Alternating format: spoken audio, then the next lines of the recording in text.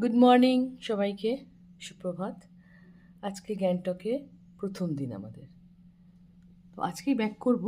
কালকে ঘুরে এসেছি নাথুলা এবং ছাঙ্গু লেক।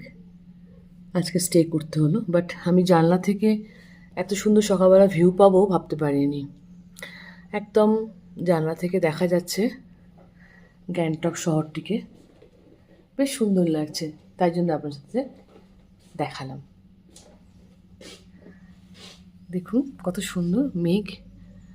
এই মুহূর্তে কিন্তু কলকাতায় শুনছি 40 ডিগ্রি প্রায়, কিন্তু পাহাড়ের শহরটি বেশ শান্ত এবং বেশ ঠান্ডা আরামের।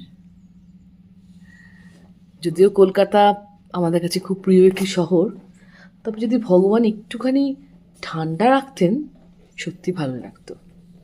সবাই একটু ভালো থাকবেন।